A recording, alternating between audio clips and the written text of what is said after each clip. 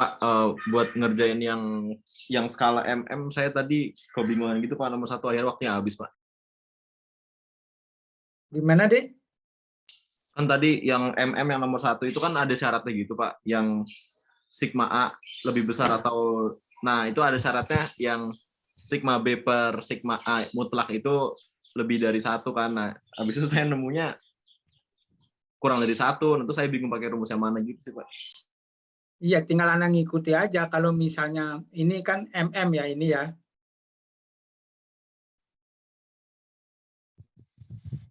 Ini MM, Anda harus cek dulu bagaimana sigma A, sigma B-nya.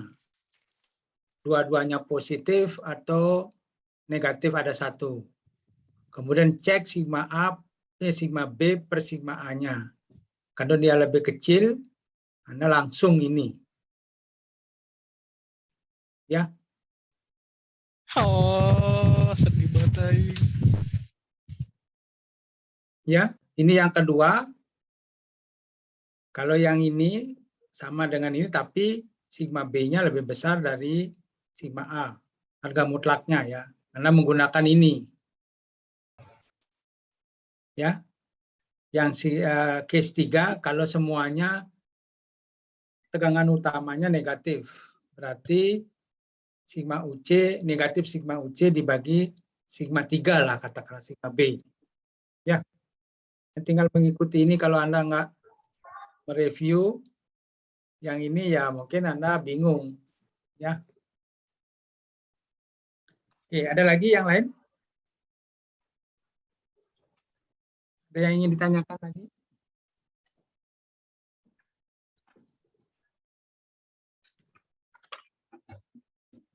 Oke, kalau tidak saya lanjutkan. Hari Minggu lalu karena hari Selasa libur, kita udah sampai di sini ya. Brittle Coulomb teori. Ya. Jadi ini sigma A-nya positif, sigma A-nya sigma A-nya positif, sigma B-nya negatif. Kalau ini dua-duanya negatif kayak apa? Ya. Ini khusus kasus untuk 2 dimensi. Kalau 3 dimensi Anda kembangkan menjadi sigma 1, sigma 2 dan sigma 3. Ya. Oke, nah berikutnya bagaimana kegagalan pada material kertas atau pada material ulet. Ya. Misalnya material ulet. Jadi kalau material ulet, sekali lagi, masih ingat material ulet itu definisinya apa? Nizam? Material ulet kalau putus ada bentukannya gitu Pak. Kalau elongation-nya itu lebih besar dari 5%. Jangan begitu. Kalau menjawab begitu nggak jelas kamu. Ya, elongation itu lebih besar dari 5%.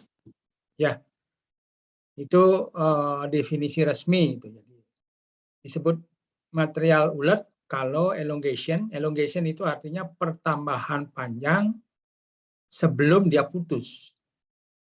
Itu bisa lebih dari 5%. Kalau kertas lebih kecil dari 5%. Nah, sekarang kalau material ulet, Anda beban torsi, katakanlah Anda punya material ulet dipuntir, maka keadaan tegangannya pada bidang penampang seperti ini ya, torsi murni, maka kalau dia kalau dia materialnya ulet, maka pola patahannya akan ini. Jadi sejajar dengan bidang geser, artinya dia akan gagal dengan tegangan geser. Nah, kalau pada pada material kertas, kalau dia dipuntir, kalau ini material kertas misalnya, Anda pernah mencoba kapur papan tulis, pernah melihat kapur papan tulis ya? Itu kan material kertas, kalau Anda puntir, maka gagalnya akan pada bidang ini. Bidang yang kira-kira 45 derajat dari bidang transversalnya. Nah, dari lingkaran Mohr, Anda tahu pada bidang yang 45 derajat, atau 90 derajat pada lingkaran Moore akan terjadi tegangan normal. Ya. Artinya kalau material getas dia akan gugur atau gagal dengan tegangan normal. Kalau material bulat biasanya umumnya akan gagal dengan tegangan geser. Ya. Jadi tolong ingat-ingat itu. Nah, sekarang bagaimana kalau bebannya aksial? Ya. Apakah tetap material ulet akan gagal dengan tegangan geser atau material getas akan gugur dengan atau gagal dengan tegangan normal? Ya. Nah, kalau Anda uji tarik, ya, ini kalau material brittle, maka potongannya akan begini. Terkonfirmasi nggak dari gambar ini bahwa material getas akan gagal dengan tegangan normal? Halo, di Ramadan? Iya, Pak. Memahami pertanyaan saya? Pertanyaannya apa ya, Pak? Dari gambar ini, bisa Anda lihat ya, maka Iya, Pak. gaya apa? Ini kan gaya Oh, gaya tarik, normal, Pak. gaya normal ya, gaya tarik. Berarti material getas akan gagal dengan tegangan apa di sini? Geser atau normal? Tegangan normal, Pak. Ya, terkonfirmasi ya. Material getas umumnya akan gagal dengan tegangan normal. Nah, kalau tegangan geser, kalau ini materialnya ulet, bentuk gagalnya kira-kira gimana, Dek Ramadan?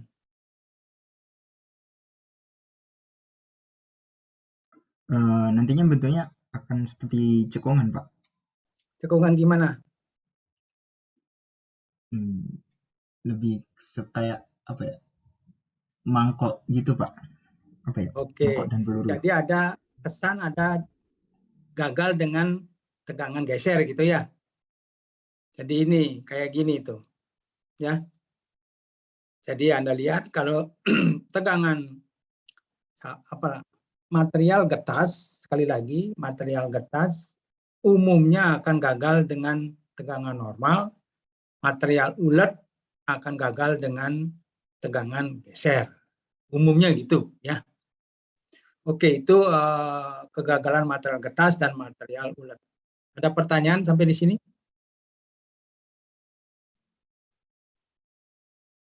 De Adila Rildova, ada komentar, pertanyaan? Ya, Pak. Ya, ada komentar atau pertanyaan, Dek? Oh, sejauh ini belum ada sih, Pak. Oke. Ya, silakan, Dek. Siapa tadi ada mau tanya?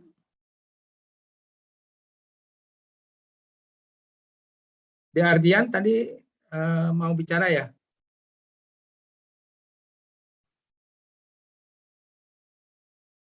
Halo, Dek Ardian?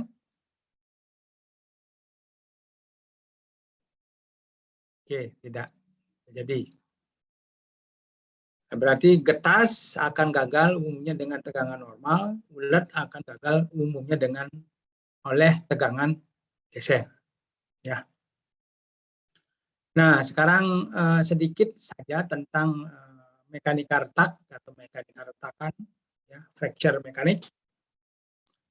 Metode retakan ada 3, jadi Anda lihat di sini. Ini namanya metode pembukaan mode 1. Kalau Anda berikan gaya gini, retaknya ke arah ini, ya, tegak lurus dengan gayanya itu mode 1, ya. Ini yang mode 2. Mode 2 itu adalah akibat gaya geser in plane. Jadi ini bidang gesernya, tegangan gesernya searah pada bidang geser, ya. Yang ketiga adalah geser tapi out of plane. Jadi geser pada bidang geser tapi tegak lurus bebannya terhadap arah bidang geser. Ya, persilangan. Bukan tegak lurus, persilangan. Ya. Jadi mode 1, mode 2, mode 3. Ya. Itu ada 3 mode mekanika di dalam mekanika retakan. Nah, dalam mekanika retakan apa yang disebut faktor intensitas tegangan. Ya. Jadi KI itu adalah faktor intensitas tegangan yang besarnya sama dengan beta kali sigma kali akar pi kali A. Di mana beta itu adalah faktor modifikasi intensitas tegangan. Ya, sekali lagi faktor modifikasi intensitas tegangan, bukan konsentrasi tegangan. Beda, ya. Sigma adalah tegangan nominalnya dan A itu adalah panjang retakan. Jadi beta kali sigma kali akar pi itu adalah bilangan 2,17 sekian, ya. A itu adalah panjang retak. Ini adalah faktor intensitas tegangan, ya. Nah, untuk menghitung faktor beta, modifikasi intensitas tegangan, Anda lihat mirip seperti perhitungan faktor konsentrasi tegangan.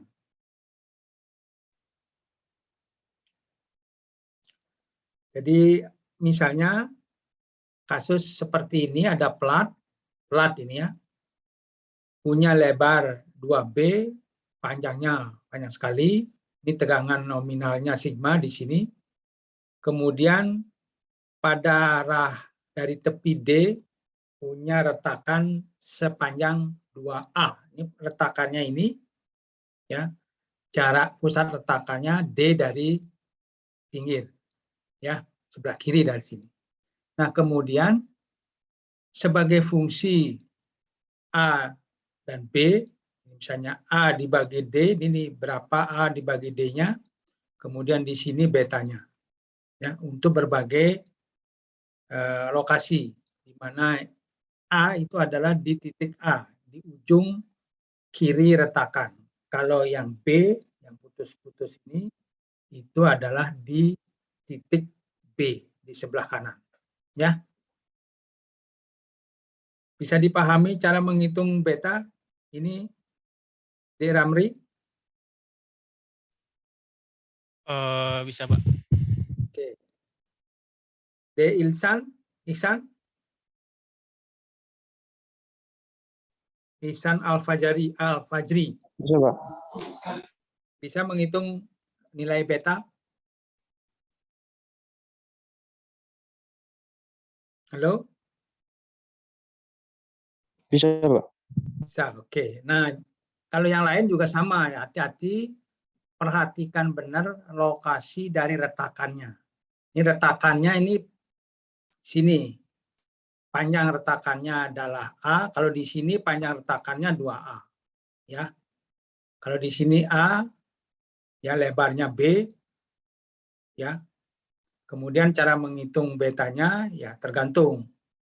Kalau yang ini ya, kalau yang dash line was obtained with bending constant. Jadi kalau ada di sininya bendingnya dibatasi. Jadi tegangan ini murni tegangan tarik, tidak ada bendingnya. Ya.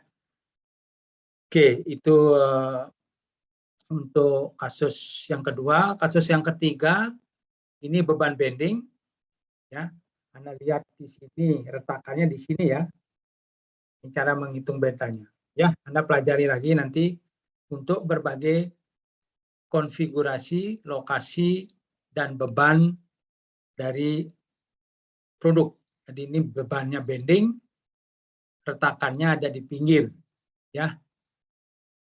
Oke, ini untuk beban tarik, tetapi retakannya ada di tengah ini nih. Di lubang, ada lubang dulu, kemudian ada retakan di kiri dan kanannya. Ya, itu berbeda konfigurasi. Kemudian ini juga yang lain. Ya, ini kayak penampang pipa, ada lubang di dalamnya. Retakannya ada di sini. Ya, retakannya ada di pinggir sini dan di pinggir sana. Ya, sepanjang A. Ya. Kemudian ini cara menghitung mendapatkan faktor modifikasi intensitasnya. Kenapa kita perlu menghitung atau menentukan faktor modifikasi intensitas tegangan? Supaya kita bisa menghitung faktor intensitas tegangannya K1-nya. Supaya kita bisa menghitung ini. Kalau betanya kita nggak hitung, kita nggak bisa menyelesaikan persamaan ini. Ya. Nah, apa yang terjadi kalau KI ya stress intensity factor atau faktor intensitas tegangan mode 1 atau K1 sama dengan nilai kritisnya. Ya. Pada saat KI sama dengan nilai kritisnya, KIC, maka itu akan menandakan retakan mulai menjalar. Jadi bergerak dia. Yang tadinya di sini, retakannya akan menjalar terus ke dalam. Ya, kalau KI-nya stres intensitas tegangannya intensitas tegangan ya, faktor intensitas tegangannya. Kalau beta itu faktor modifikasi. Jadi kalau intensitas tegangannya sudah sampai mencapai nilai kritisnya, maka retakan akan mulai menjalar. Ya. Nah, K1C itu disebut fracture toughness. Ya. Fracture toughness itu adalah salah satu sifat mekanik dari material. Ya, sama dengan sifat material yang disebut yield strength atau ada juga yang disebut ultimate strength. Jadi salah satu tambahan sifat mekanik material adalah KIC, ya, fracture toughness. Ya, fracture toughness untuk regangan bidang, sekali lagi untuk plane strain, pada umumnya lebih rendah dibandingkan tegangan bidang atau plane stress. Karena alasan inilah K1C yang umum dinyatakan atau diberikan itu adalah mendefinisikan fracture toughness untuk regangan bidang. Ya. Jadi karena dia nilainya lebih kecil. Jadi kalau terhadap regangan bidang yang nilainya lebih kecil sudah aman, KIC-nya terhadap tegangan bidang yang lebih besar akan jauh lebih aman. Ya. Oke, ini KIC beberapa material. Jadi untuk logam engineering umumnya antara 20 sampai 200 megapascal akar meter. Kalau untuk polimer 1 sampai 5 megapascal akar. Ya. Untuk material yang lain, kita lihat di sini. Untuk yield strength, untuk material baja paduan, ya, yang memiliki yield strength SY antara 800 sampai 1600, maka KIC-nya akan turun setelah heat treatment menjadi 190 sampai 40 megapascal. Ya. Jadi kalau konsentrasi intensitas tegangan dari suatu produk udah mencapai nilai ininya, maka retakan akan mulai menjalar. Ya. Oke, ini beberapa KIC, fracture mechanics, dari beberapa material, aluminium, titanium, baja, dan sebagainya. Ya. Oke, mungkin itu sedikit saja tentang mekanika retakan. Jadi sekali lagi kita sudah mempelajari teori kegagalan untuk beban atau pembebanan statik. Mulai dari material ulet, ada teori Tresca, ada von Mises, dan ada Coulomb, ya. Kemudian untuk material getas ada tegangan normal, ya. Kemudian tegangan Coulomb juga, tapi untuk material brittle dan more modified, ya. Jadi tolong diingat-ingat saja itu, dan Anda harus bisa memilih, menentukan teori mana yang cocok, yang tepat saya aplikasikan atau diaplikasikan untuk suatu kondisi, misalnya materialnya sudah Anda ketahui materialnya itu getas, dan bebannya adalah beban kompleks, Anda bisa memilih kriteria yang tepat. Sebelum saya lanjutkan, barangkali ada yang ingin berkomentar, ditanyakan, silakan, Dek. Ingin bertanya, Pak? Ya, silakan, Dek. Kalau tadi kan rumusnya beda-beda gitu, Pak. Kalau bentuk geometrinya beda. Nah, itu kita perlu menghafalkan atau nanti kalau misal ada ujian gitu diberikan di soalnya gitu, Pak? Gimana, Dek? Gimana? Kan tadi rumusnya cukup banyak gitu ya, Pak. Bergantung sama jenis Rumus yang bentuk mana? geometri. Rumus yang mana nih? Rumus yang mana? Rumus yang tadi Mekanika retakan. yang pokoknya yang ada A per D gitu, Pak. Aneh. Yang ini, Pak. Mekanika retakan, jangan, makanya rumusnya itu yang mana. Terus? Yang beta itu, Pak, yang nyari betanya. Ya. Nah, itu kan banyak bergantung sama geometrinya itu beda rumus gitu ya, Pak. Maksudnya A per D terus yang tadi beda-beda gitu, Pak. Ya, Nah, itu untuk perlu mencarinya Anda lihat di sini. Misalnya Nah, itu, untuk Pak, kasus ini ya, Anda harus menghitung dulu A per D-nya.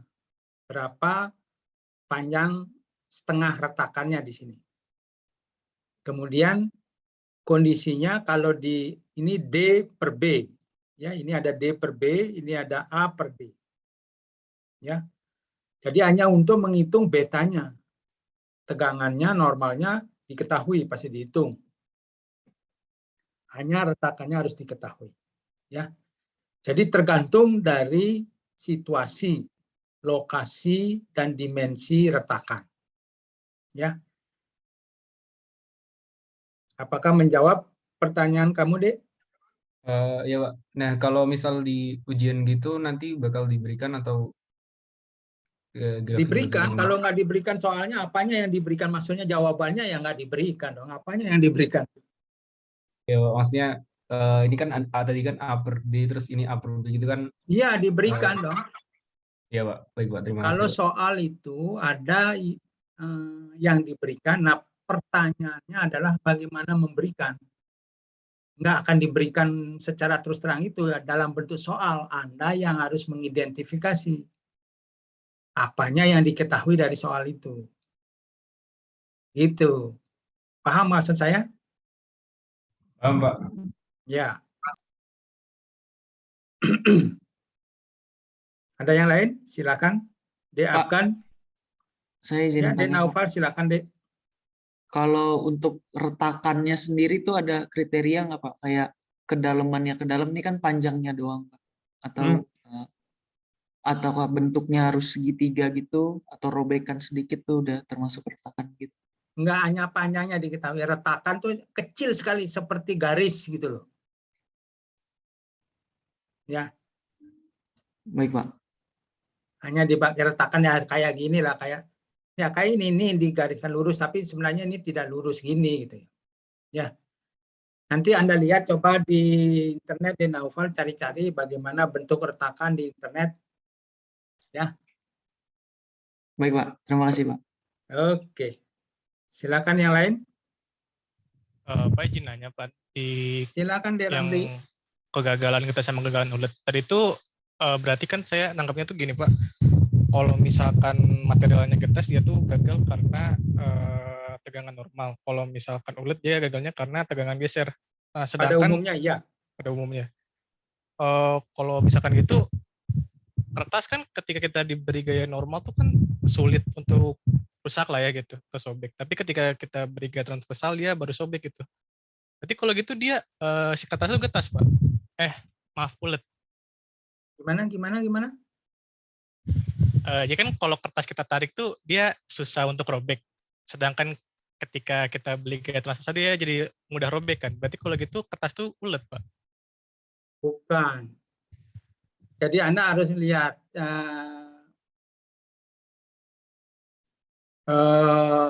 gayanya. Arahnya kan itu gaya. Kalau Anda tarik agak susah. Ya. Kalau kertas jadi supaya itu dikasih shears kan, baru bisa dia robek. Iya Ya. Pak, betul. Ya.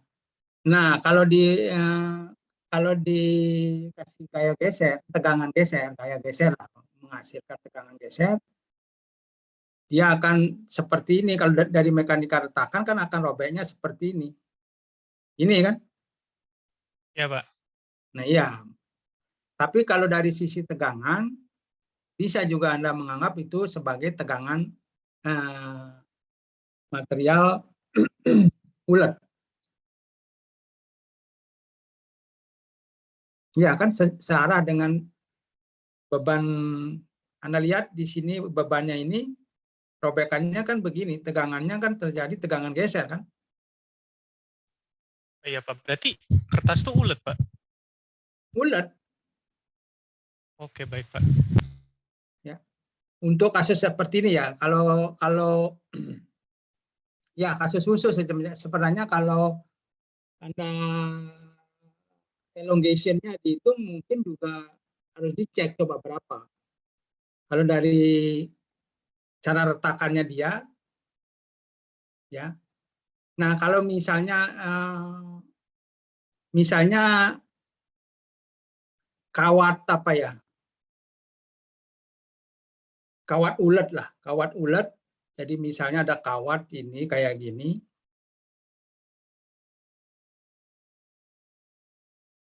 Nah,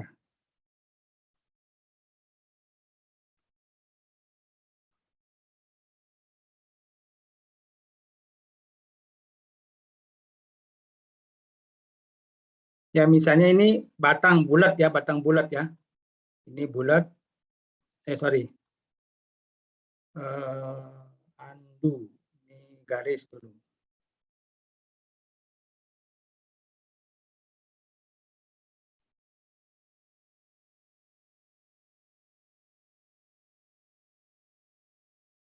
Ya, ini kalau Anda kasih gaya ke sini, misalnya Anda tahan di sini.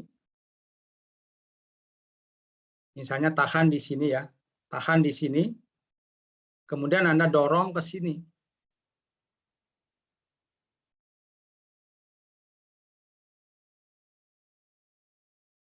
Dorong ke sana ke bawah.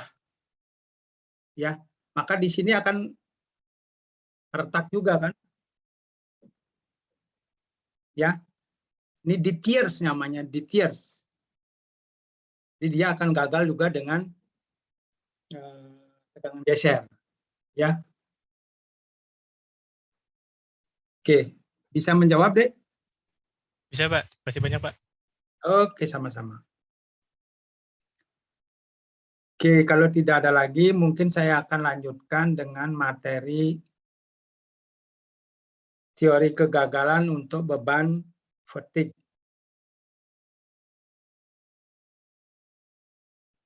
Bentar, saya harus ini dulu ganti layar saya.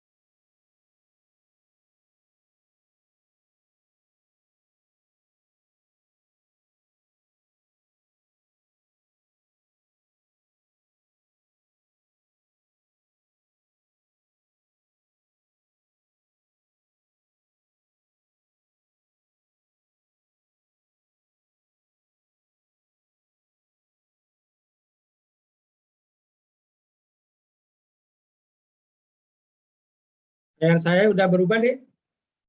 Ramri? Sudah Pak. Ya, sekarang kita membahas teori kegagalan akibat beban lelah atau beban fatigue. Ya, beban fatigue. Jadi beberapa subtopiknya kita akan bahas apa itu beban fatigue, bagaimana kegagalan yang terjadi, jenis-jenisnya, pendekatan yang dilakukan, faktor keamanan akibat beban lelah, kita menghitungnya gimana, bagaimana memperhitungkan konsentrasi tegangan. Jadi kalian harus membedakan antara faktor konsentrasi tegangan dengan faktor intensitas tegangan, ya, dan faktor modifikasi intensitas tegangan beta. Hati-hati membedakannya. Kemudian kriteria kegagalan lelah untuk beban berfluktuasi, ya.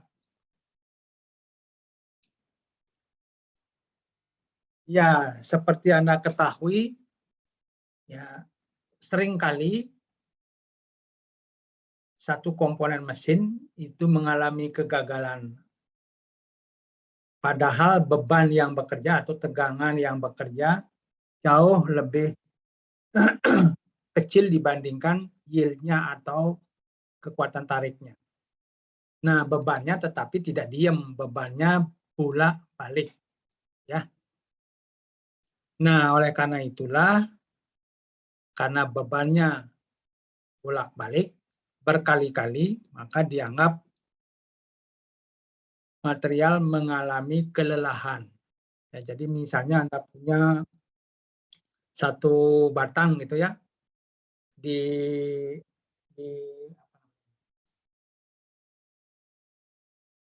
Anda bisa lihat, bisa dilihat nggak ini? Nggak bisa. Ya, susah saya menunjukkan. Kalau misalnya Anda punya kawat, ya, Anda tekuk-tekuk ke atas, ke bawah berkali-kali. Jadi misalnya Anda punya, bayangkan Anda punya kawat ini ya. Kemudian Anda tekuk ke sini, ya. Tekuk ke sini, tekuk ke sini, kemudian tekuk ke bawah, tekuk ini ke bawah. Bayangin ya, tekuk ke atas, tekuk ke bawah, ya. Walaupun gaya yang Anda pakai untuk menekuk menyebabkan tegangan di bawah tegangan yieldnya, lama-lama dia akan patah. Ya, apalagi materialnya getas. Apalagi dengan getas dicoekin di sini, dia ada coakan di sini. Ya. Nah, itulah yang disebut kegagalan akibat beban fatigue. Ya. Jadi mudah-mudahan Anda paham. Nah, cirinya Anda lihat, kalau kegagalan fatigue dengan kegagalan statik sangat berbeda. Kegagalan statik, satu permukaannya itu secara serentak atau secara bersamaan dia putus. Tapi kalau beban fatigue umumnya bertahap. Seperti ini. Jadi pertama, kegagalan fatigue itu biasanya diawali dengan adanya retakan. Ya. Selalu diinisiasi oleh retakan. Jadi makanya saya sebut retakan. Jadi ada retak di sini. Apakah retaknya itu akibat kesalahan manufaktur atau kesalahan pembebanan dan sebagainya, ya. Kemudian tahap kedua, karena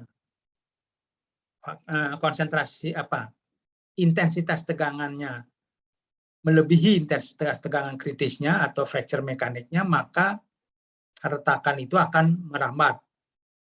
Itu merambat sehingga menghasilkan apa yang disebut patahan paralel atau beach mark, maka seperti di pantai, Ya, ini. Jadi dari merambat, ada terus ini. Dia belum putus. Nah, pada suatu keadaan di mana luas penampang dari material tersebut sudah tidak tahan lagi menerima beban, ya, maka dia akan terjadi putus di sini. Jadi ini Anda lihat putusnya berbarengan di sini. Ini adalah patahan statik. Ya. Dari retak merambat dulu sampai suatu saat penampangnya sudah tidak kuat lagi, dia putus. Ya. Bisa membayangkan fenomenanya itu, Dek?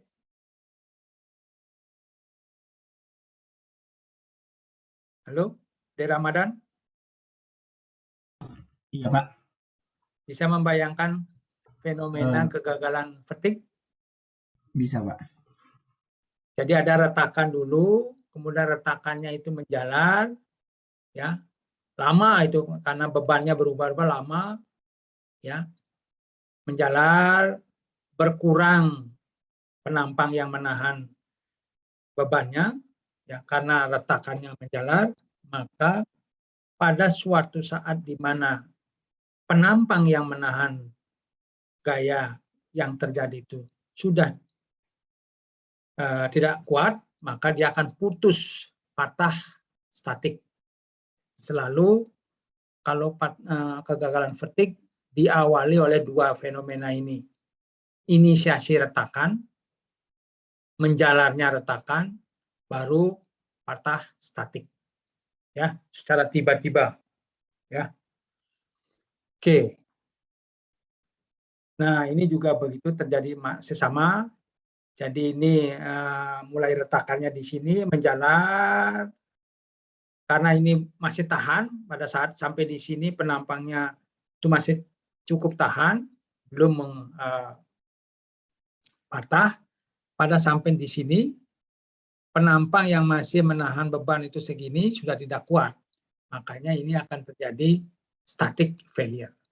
Ya, jadi sekali lagi vertic failure itu diakhiri dengan static failure. Tapi sebelumnya ada dua fenomena. Adanya retakan dan penjalaran retakan. Yang ditandai oleh garis-garis ini. Garis-garis paralel ini yang disebut benchmark. Ya. Oke, itu nanti Anda baca lagi. Nah, sifat kegagalan lelah dimulai dengan retakan, ya udah tadi saya sebut, retakan merambat, kemudian kegagalan secara tiba-tiba. Ya. Ini bla-blanya juga masih sama, ya.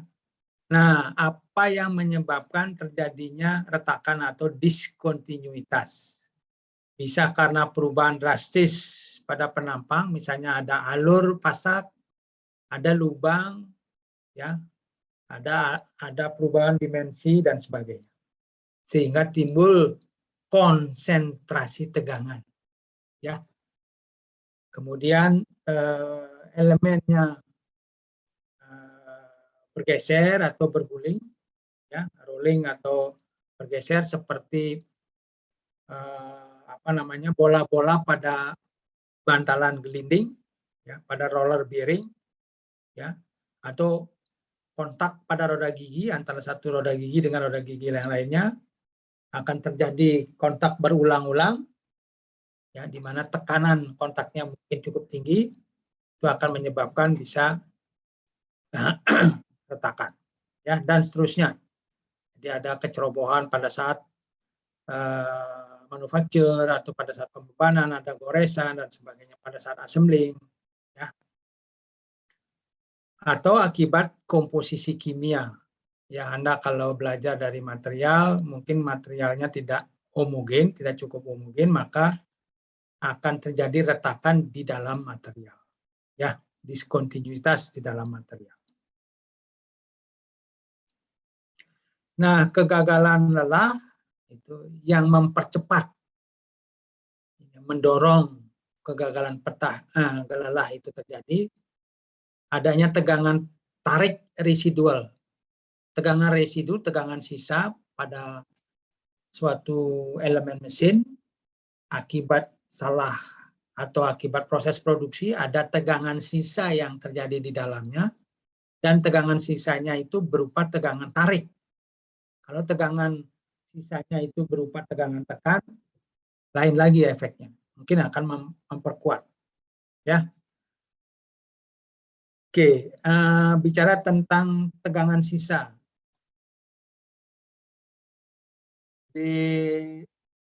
Dani, Ya, Pak.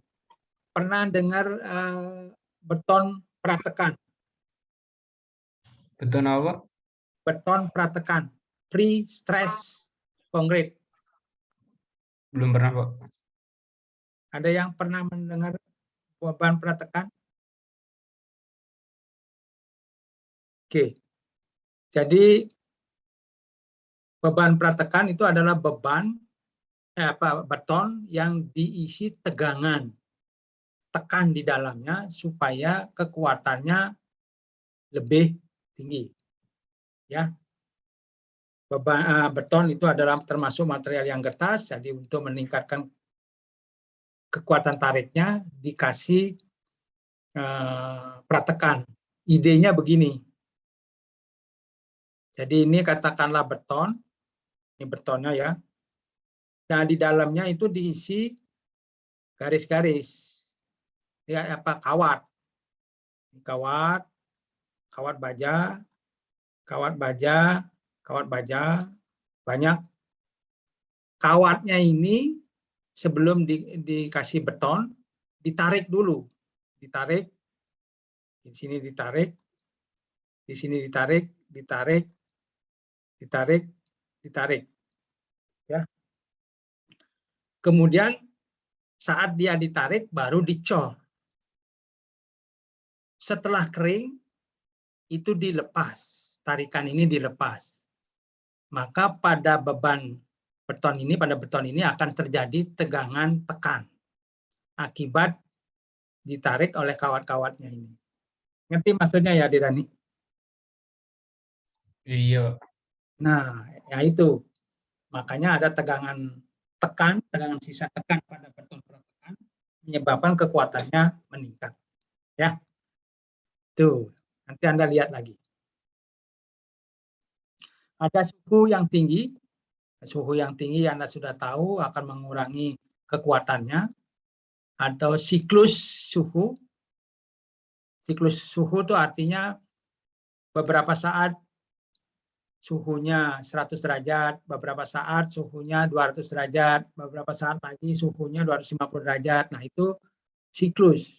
100 derajat, 200 derajat, 250, 200, 100.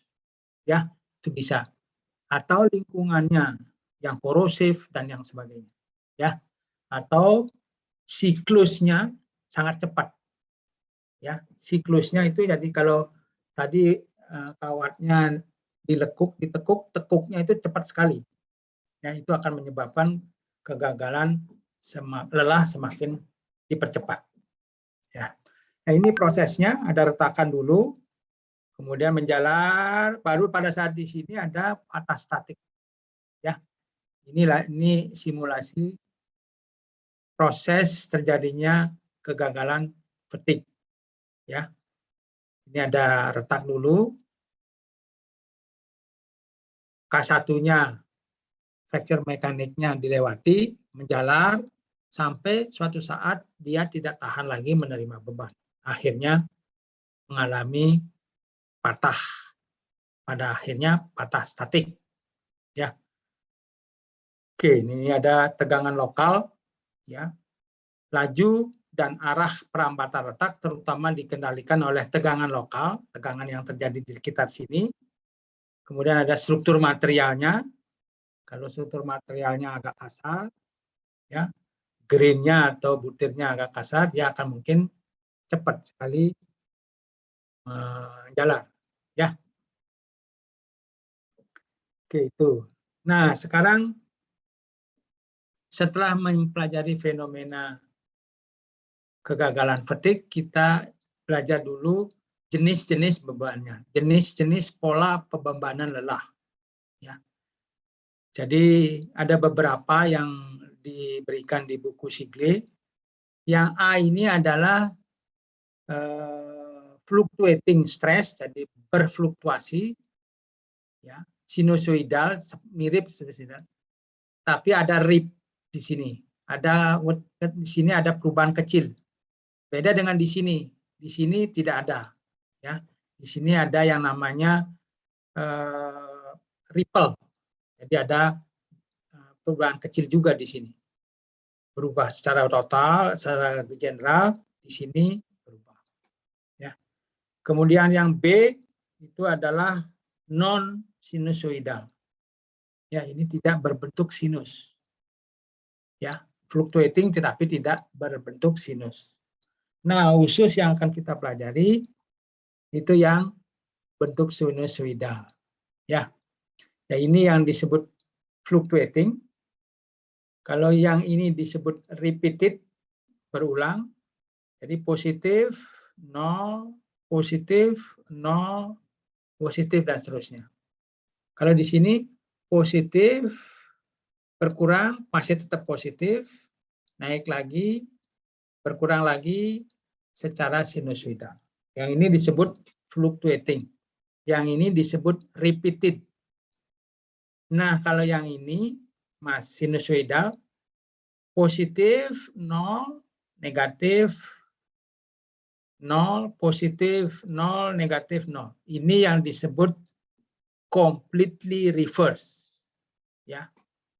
Bolak-balik, positif, negatif, positif, negatif. Ya. Jadi ingat-ingat fluctuating, yang ini repeated, yang ini fully reverse. Ya. Nah, dari sini ada dua parameter yang digunakan untuk merepresentasi beban fatigue. Pertama yang disebut sigma A atau salah dua diambil dari ini bisa. Bisa Anda menyatakan dengan sigma A itu adalah tegangan amplitudonya dari garis nolnya di sini. Ya. Kemudian sigma M ini disebut mean stress. Ini tegangan rata-rata dikali tegangan fluktuasinya. Atau bisa juga Anda nyatakan sebagai sigma maksimum yang ini dan sigma minimum ini. Ya. Bagaimana hubungan sigma maksimum, sigma minimum dengan sigma A dan sigma M? Anda bisa turunkan. Ya. Sekali lagi, Anda bisa menyatakan sebagai sigma M dan sigma A, atau sigma maksimum dan sigma minimum. Nah, ini yang disebut sigma range. Range-nya R. Ya. Nah, yang ini sigma max-nya ini, sigma min-nya 0, ya. Atau sigma M ini, sigma A-nya ini. Ya. Dari sini sigma M sama dengan sigma A. Ya. Sigma R-nya sama dengan 2 kali sigma A. Ya. Nah, kalau yang fully reverse, sigma M-nya sama dengan 0. Ya, sigma A-nya ini, kemudian sigma A-nya, sigma M-nya sama dengan 0. Sigma R-nya sama dengan 2 kali sigma A. Ya. Jadi tolong diingat-ingat ini, fluctuating, repeated, dan fully reverse. Kalau ini yang ada ripple-nya, ada getaran-getaran kecil di sini. Ini yang non sinusoidal. Oke, ini yang beban paling sederhana yang akan kita pelajari. Ya, dijadikan contoh penurunan kriteria kegagalan akibat beban fatigue itu yang ini atau yang ini. Jadi pokoknya yang di garis sebelah kanan. Ya. Oke, ada pertanyaan dulu sampai di sini. Silakan De Stefani. Halo De Stefani. Halo. Pak, berarti kalau yang fluktuatif tadi tuh kayak offset, ada offsetnya gitu ya Pak? Yang mana? Yang fluktuatif. Yang fluktuatifnya, maksudnya Anda offset itu artinya yang mana yang Anda masukkan offset ya? Jadi dari apa sih titik tengah gelombangnya itu pasti selalu di atas titik 0 ya Pak? Tidak sama dengan 0. Ini juga tidak sama dengan 0. Tapi kalau minimumnya masih ini, itu yang disebut. Oh iya Pak. Kalau yang tengah tuh minimumnya menyentuh yang 0 ya? Ya. Iya Pak. Kalau yang paling bawah sigma M-nya sama dengan 0. Ya. Yang fluctuating bisa aja juga begini loh, Dek. Bukan hanya di sini saja, bisa juga begini. Di sini.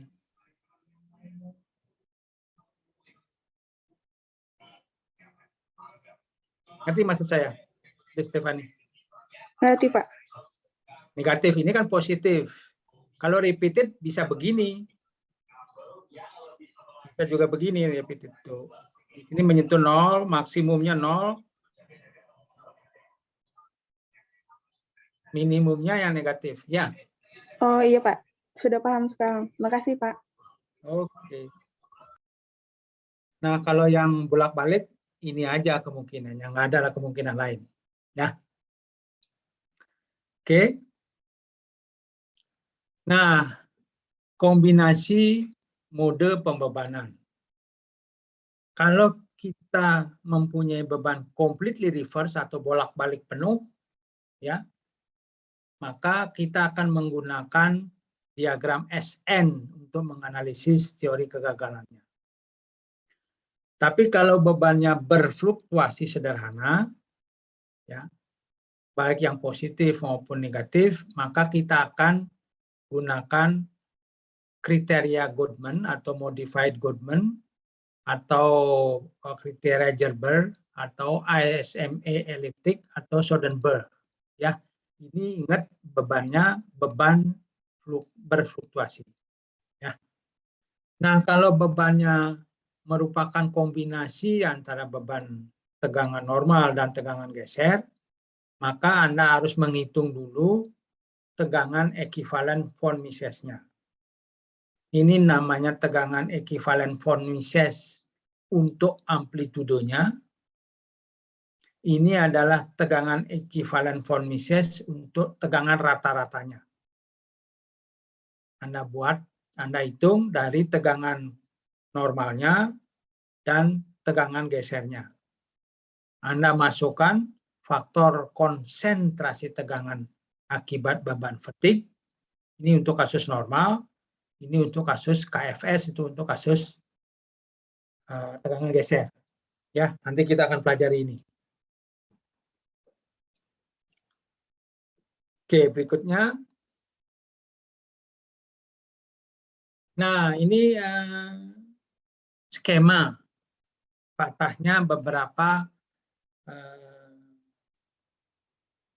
kasus pembebanan. Jadi yang di atas ini adalah penampang bendanya, itu adalah lingkaran. Bebannya adalah tarik-tarik atau tarik-tekan. Jadi ada tarik-tarik atau tarik-tekan. Ya. Jadi ini ditarik misalnya 1000, kemudian ditarik 1500, tarik 1000 lagi, tarik 1500 itu. Kalau ini tarik tekan, tarik 1000, tekan 1000, tarik 1000, tekan 1000. Ya. Nah, Anda lihat kalau nominal stresnya, keadaan tegangannya besar, nominalnya ya, maka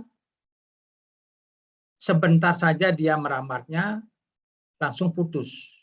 Anda bisa lihat di sini luas permukaan patahan statiknya jadi masih besar. Lebih dari 60%-nya sudah patah. Ya. Ini kalau ada konsentrasi tegangan yang cukup, ini kalau konsentrasi tegangannya cukup parah. Ya, jadi ada 3.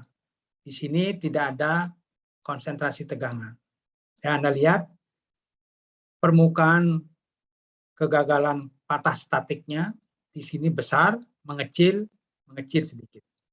Sebaliknya yang ini, yang 3 di sebelah kanan, itu low nominal stress. Jadi tegangan nominalnya, jadi bebannya yang bekerja itu sebenarnya kecil, sehingga umurnya lama. Setelah sekian hampir sekitar 80% permukaannya patah akibat fatigue, dia baru patah akibat statik. Ya. Kalau dipahami di sini, kenapa di sini kecil? Ya karena tegangan nominalnya kecil. Kalau di sini tegangan nominalnya besar. Ya, bebannya ini tarik-tarik atau tarik-tekan. Yang di bawah ini untuk penampang yang persegi seperti ini, ya. Ini kalau tegangan nominalnya kecil, ini kalau tegangan nominalnya besar, ya. Ini untuk beban tarik-tarik, kemudian untuk beban bending satu arah, jadi ditekuk ke atas, misalnya tekuk ke sini, saja tekuk ke sini, ya itu. Ini sekali lagi untuk nominal stresnya tinggi. Anda bisa lihat di sini, untuk nominal stresnya rendah, ada sini. Ini untuk penampang lingkaran, ini untuk penampang segi 4. Ya. Ini untuk kalau tidak ada konsentrasi tegangan, ini konsentrasi tegangannya ada, tapi masih kecil, ini sudah parah, konsentrasi tegangannya severe. Ya. Oke, itu ini untuk yang bending bolak-balik, jadi bending ke atas, ya, bending ke atas, bending ke bawah, bending ke atas, bending ke bawah, gitu. Ini bolak-balik, ya, fully reverse. Anda lihat retakannya mulai dari 2 sisi, ya. Sekali lagi ini yang nominal stresnya tinggi, ya. Umurnya ini pendek, artinya umurnya sangat pendek. Belum beberapa siklus sudah langsung patah. Kalau ini umurnya lebih panjang. Ya, kalau Anda lihat permukaan patah statiknya kecil, maka artinya umurnya panjang. Ya, sekali lagi ini untuk penampang persegi. Ya. Nah, ini untuk beban yang lain, Anda beban bending dan torsi diputar sekaligus. Anda lihat ini karena tinggi sekali nominal stresnya, baru umurnya beberapa siklus saja udah langsung patah. Kalau ini udah hampir ya umurnya maksimum, yang ini kecil sekali, ya. Jadi sambil merambat ini belum patah dia, ya. Kalau ini, ya ini beban bending dan torsi yang diputar. Yang di bawah itu untuk rotating beam, ini untuk torsi yang diputar, ya. Oke, jadi Anda lihat-lihat lagi nanti bukunya. Ada yang berkomentar untuk 3 gambar yang saya jelaskan barusan? Silakan, Dek. Ada di Nikola? Oh, izin bertanya Pak, saya masih Ya, kurang silakan, paham. Dek. Yang dimaksud dari high nominal stress sama low nominal stress itu apa ya Pak? Jadi kayak definisinya itu gimana? High nominal stress artinya kalau misalnya tarik tekan, ya. Beban tarik tekan. Ya, tarik tekan. Ini misalnya tarik dan tekan. Yang high nominal itu artinya mungkin 1000. Ditarik 1000, ditekan 1000 Newton. Tapi kalau lebih kecil, misalnya 100. Nanti maksudnya, Dek? Oh, terus jadi beda sama concentration itu, kalau concentration itu di titiknya ya Pak? Kalau Luasnya. konsentrasi tegangan itu akibat adanya perubahan bentuk seperti ini. Kan ada konsentrasi tegangan. Waktu saya menjelaskan konsentrasi tegangan, Anda bisa menghitung. Ya, ini konsentrasi tegangannya lebih tajam nih. Ya. Paham deh, Nikola? Oh, jadi konsentrasi tegangan tuh yang animasi tadi ya Pak, yang patah, yang ada simulasi gitu ya Pak, yang tadi Bapak tunjukin ya Pak? Bukan, konsentrasi tegangan itu adalah adanya faktor peningkatan tegangan akibat adanya perubahan bentuk. Oh, oke, paham Pak. Terima kasih banyak. Bukan artinya gayanya tidak berubah. Karena ada perubahan bentuk, maka akan terjadi faktor konsentrasi tegangan. Anda baca lagi faktor konsentrasi tegangan yang sudah saya jelaskan. Ya, lihat tabelnya, grafiknya. Oke, ada yang lain?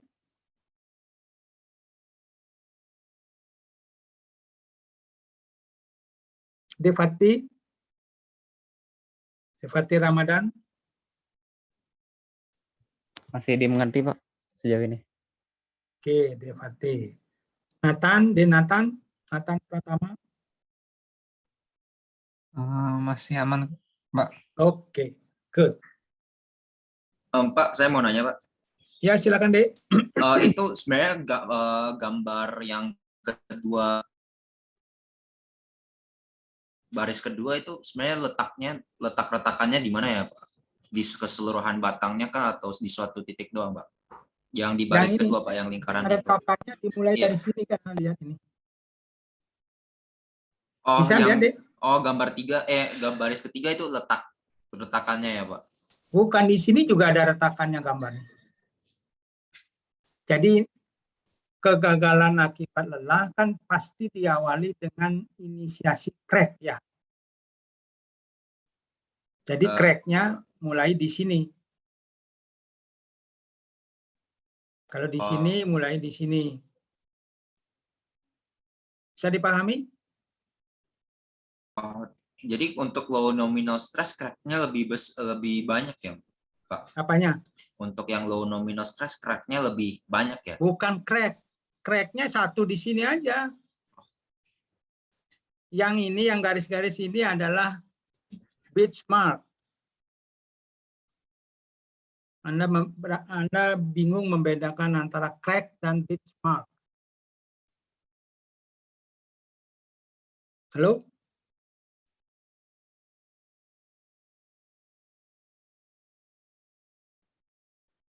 Jadi ini retakan, iya, Pak. Ini retakan mulai terus menjalar.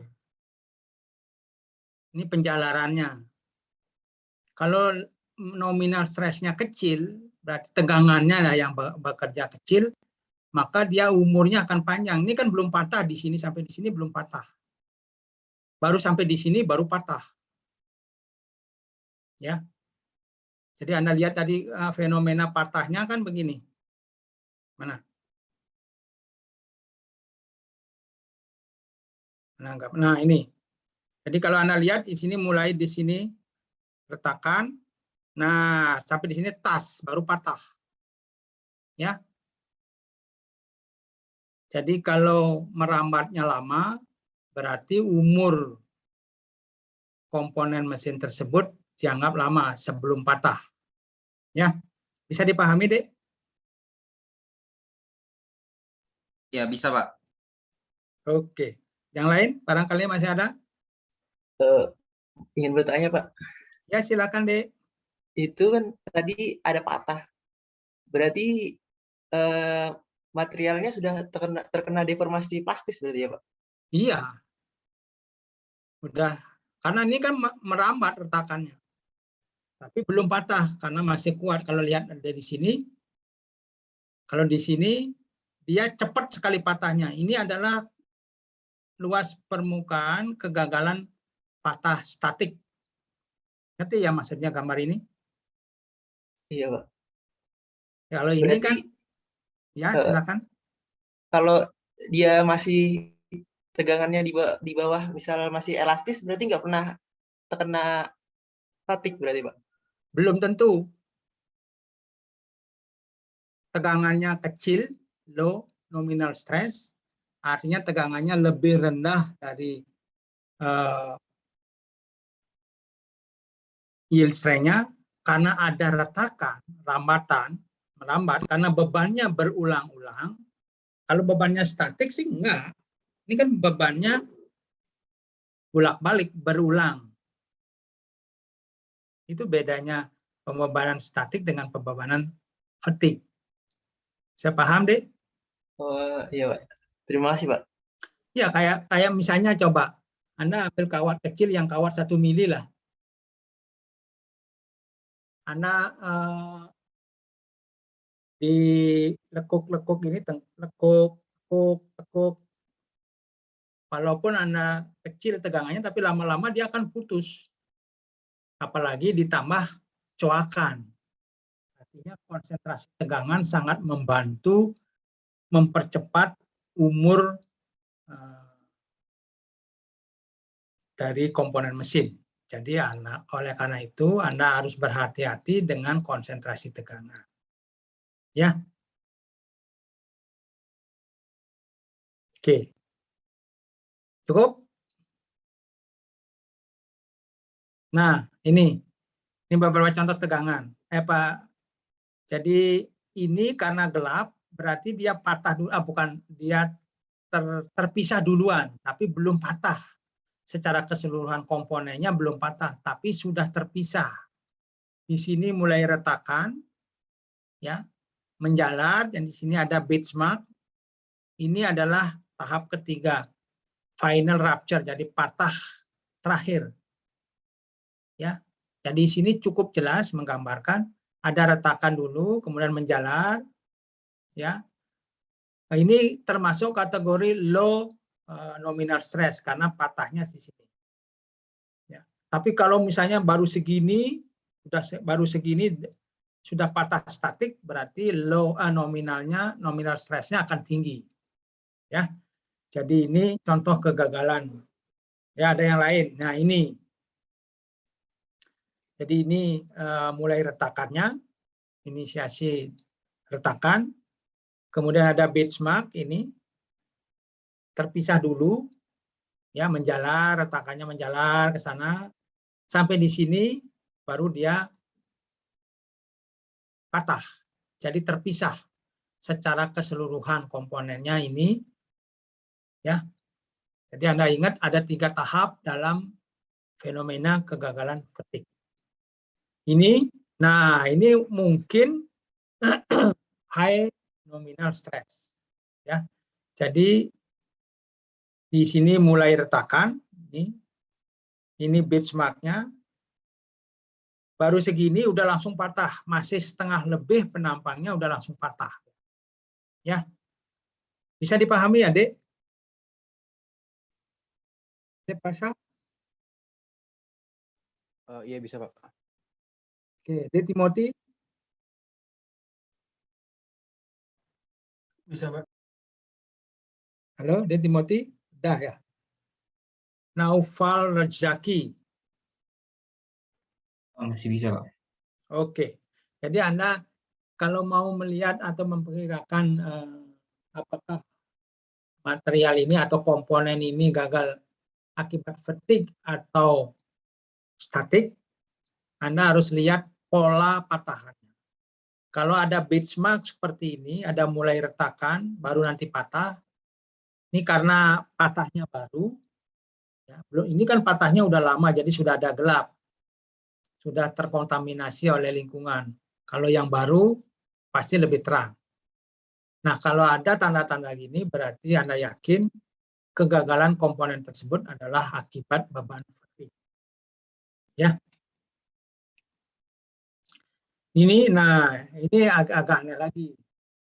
Mulai retakannya bukan di pinggir tapi di tengah, mungkin karena cacat materialnya. Jadi ini menjalar, ini adalah tahap kedua, propagation dari retakannya. Maaf, ini patah. Jadi sudah sampai di sini terpisah material di dalam, udah langsung patah sebagai patahan statik. Ya, ini nominal stresnya lumayan tinggi.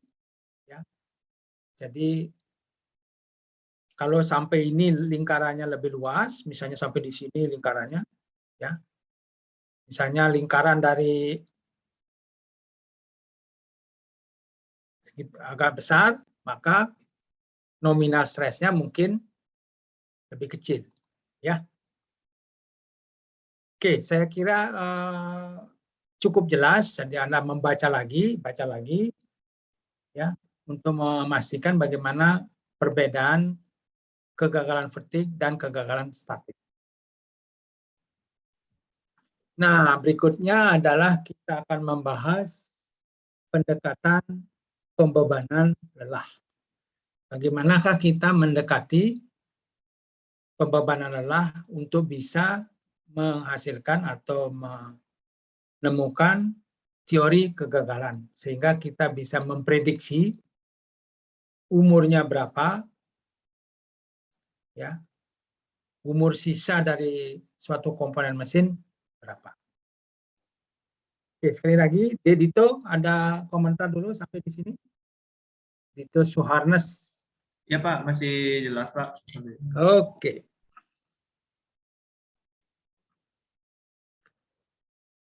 Kegagalan lelah, ya, analisis lelah dilakukan untuk ini gunanya, ya. Pertama, memperkirakan umur dari komponen mesin dengan besar beban fluktuasi yang diketahui. Jadi kalau bebannya diketahui, misalnya fully reverse, ya, bending bolak-balik, fully reverse 100 megapascal tegangannya. Berapa umurnya kalau dibebani itu? Berapa siklus atau berapa tahun? Ya. Satu siklus itu artinya ini, Dek. Yang namanya satu siklus itu ini. Dari sini ke sana. Satu sinus itu namanya satu siklus. Paham ya? Jadi ini satu siklus. Nah, satu siklusnya ini berapa jam tergantung dari beban di lapangan. Yang jelas satu siklus ini itu namanya 1 kali putaran. Jadi ini naik, positif puncak, turun, 0, negatif, minimum, terus masuk ke sini. Nah, itu satu putaran. Ya, itu namanya satu siklus.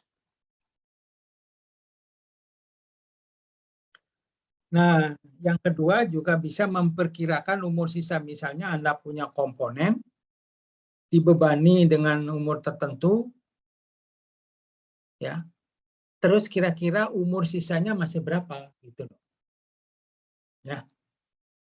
Jadi setelah dibebani, Anda setelah dibebani beberapa lama, Anda ingin memperkirakan umur yang tersisa. Ya.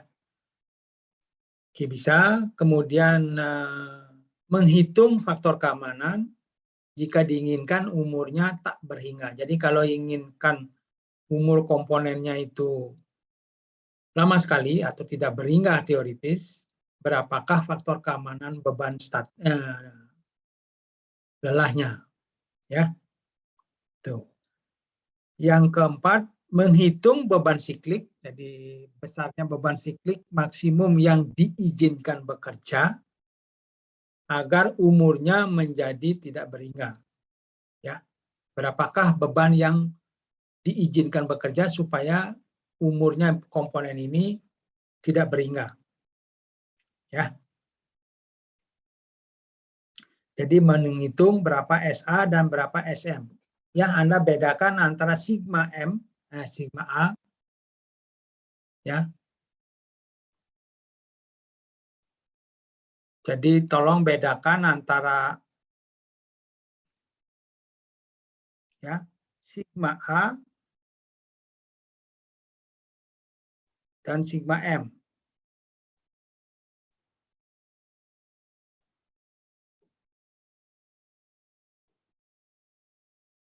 Kanendra, Anda tahu bedanya SA dan sigma A? Halo, Kanendra. Kanendra nggak ada ya? Halo? Andi Muhammad Aristo.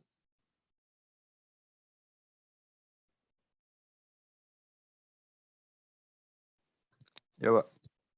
Apa bedanya SA dan sigma A?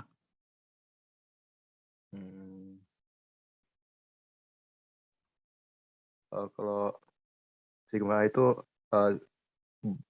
tegangan amplitudonya.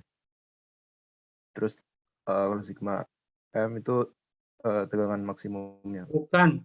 SA dan Oh, sigma A. SA. Kalau SA itu kekuatannya, kekuatan. Terus? Kalau sigma A itu tegangan yang. Ya, jadi S itu merupakan representatif dari strength. Jadi beban siklik maksimum yang diizinkan itu SA. Ya. Jadi kalau sigma A itu adalah tegangan amplitudo yang bekerja. Ya. Oke, bagus. Nah, pendekatan kegagalanlah dalam analisis dan desain. Jadi ada menggunakan metode umur tegangan atau stress life, ada strain life, ada mekanika fracture. Ya. Jadi nanti Anda teorinya yang lebih detail Anda baca di buku Sigle. Ya, kita tidak akan menjelaskan semuanya, kita hanya menjelaskan salah satu saja. Ya, itu stress life. Ya. Nanti kalau Anda mau belajar lebih dalam lagi tentang mekanika retakan, tentang fatigue, silahkan Anda mempelajari yang lainnya. Ya. Nah, metode-metode tersebut yang ini mencoba untuk memprediksi umur dalam jumlah siklus N besar ya, untuk tingkat pembebanan tertentu. Untuk suatu tingkat pembebanan yang tertentu. Nah, kalau siklus yang diperoleh itu lebih kecil dari 1000 dan lebih besar dari 1, ya, itu namanya beban lelah untuk siklus rendah, low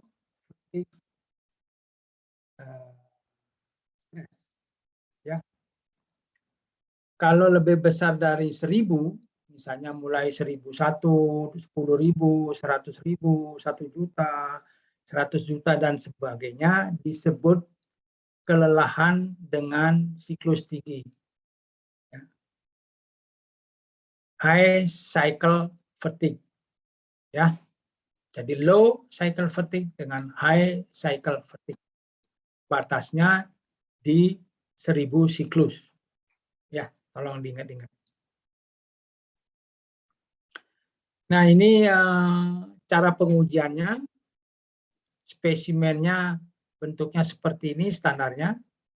Ya, Anda lihat nanti standar yang digunakan ASTM berapa, ya. Atau pakai ISO 1143, ya. Jadi untuk rotating bar bending fatigue testing. Jadi batang atau bar yang bentuknya diberi beban bending berputar. Ini mesinnya, nanti Anda lihat lagi di internet atau di lab logam. Kalau udah Anda bisa masuk kampus, bisa silakan. Ya. Jadi caranya di sini akan diberi beban, nah seperti ini, ya. Anda bisa membayangkan, jadi ini spesimennya, dikasih beban di sini, bebannya menggantung di sini, berarti bagian dari tengah ini akan menerima bending, ya, bending. Kemudian ini diputer, ya, karena ini ada bantalan, diputer. Jadi kalau pada saat titiknya ada di atas, titik bendanya itu ada di sini, suatu titik misalnya ada di atas, maka kalau bebannya seperti ini, dia akan tertekan. Ya, dia akan tertekan. Pada saat dia berada di samping, baik di samping depan atau di samping belakang, dia akan 0. Kemudian pada saat dia di bawah, titiknya itu pada saat dia di bawah, dia akan mengalami beban tarik.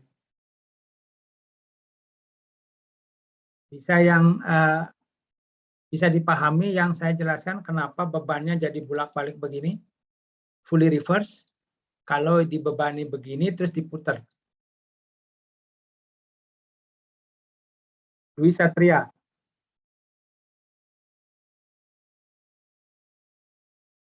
Halo, Dwi Satria.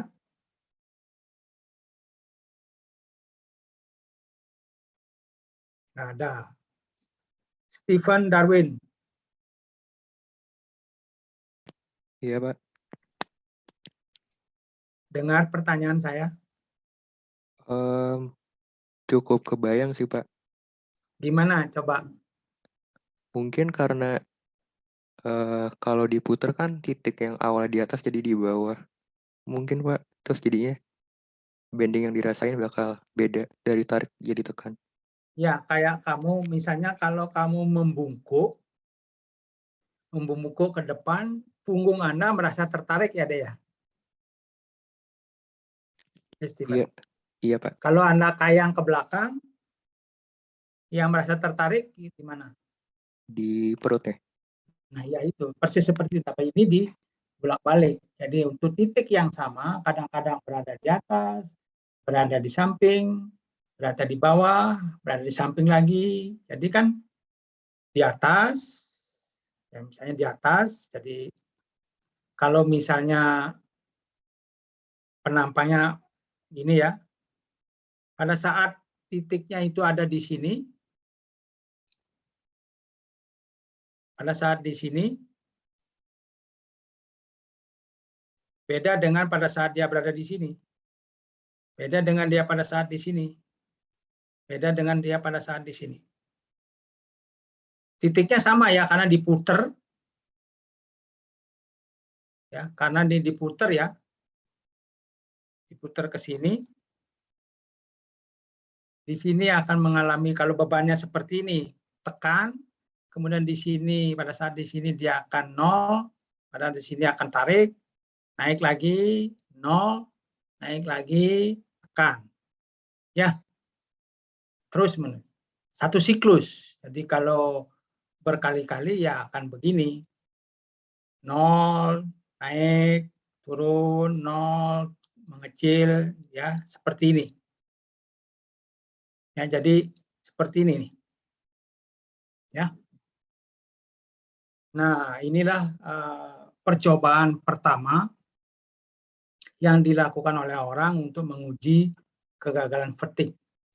Ya. Ini yang melakukan percobaan pertama ini adalah R.R. Moore. Ya. Moore orang Inggris. Ya. Nah, untuk mencapai untuk putaran motor 1725 rpm, untuk mencapai 1 juta siklus, kira-kira butuh setengah hari. Ya. Bayangkan kalau dalam setengah hari itu listriknya mati, ya, ulang lagi. Makanya ujian testing atau pengujian vertik itu sangat mahal, ya, karena memerlukan waktu cukup lama. Ya. Nah, bebannya seperti ini, sigma M-nya sama dengan 0, sigma A-nya tidak sama dengan 0. Tergantung bebannya di sini dikasih berapa, dengan ukuran dimensi dari spesimennya Anda tahu, Anda bisa menghitung tegangan amplitudenya. Ya.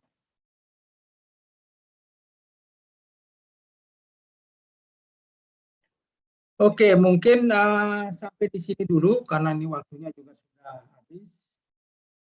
Hari Selasa depan mungkin saya akan lanjutkan dengan bagaimana menganalisis tegangan dari hasil pengujian ini. Ya, jadi tolong ingatkan saya. Jadi baru sampai di sini hari Kamis. Nanti hari Selasa saya lanjutkan ini, bagaimana menganalisis beban ini dan seterusnya sampai teori kegagalannya diketahui. Sebelum diakhiri, barangkali masih ada pertanyaan, Dek?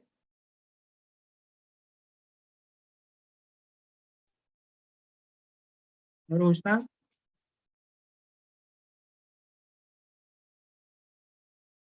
Ya, Pak. Ada komentar, ada pertanyaan, ada yang tidak jelas? Belum ada. Halo? Belum. Nggak begitu dengar saya? Ya, Pak. Ada pertanyaan? Belum ada, Pak. Oke, tidak ada. Yang lainnya gimana deh, De Yoga Raditya? Ini aman, Pak. Oke, Anda baca lagi akan menambah lebih lengkap lagi pengertian Anda ya. Baca lagi, nanti kalau ada kurang-kurang jelas, tanyakan lagi di minggu depan di hari Selasa. Oke, kalau memang sudah tidak ada lagi pertanyaan, kita akhiri kuliah sore hari ini. Selamat sore semuanya. Selamat sore, terima kasih banyak Pak. Selamat sore. Terima kasih, Pak.